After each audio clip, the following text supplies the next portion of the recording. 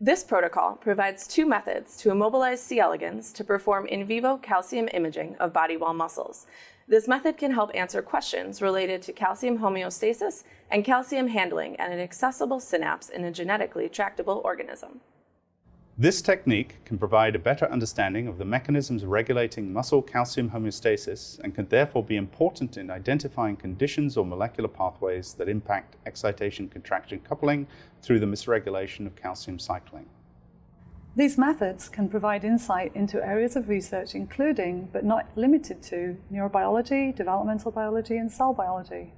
These techniques could be adapted to study a variety of cell types in C. elegans, other related nematodes, as well as Drosophila larvae.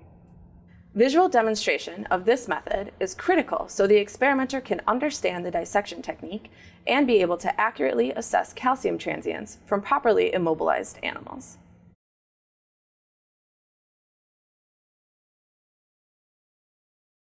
Start by setting up the microscope for fluorescent imaging.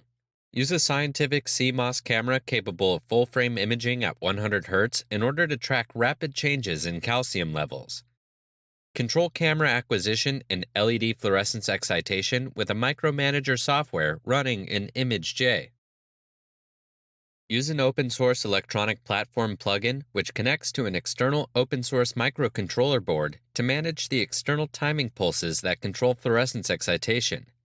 To control the timing logic, activate the micromanager acquisition protocol in the software according to manufacturer's instructions.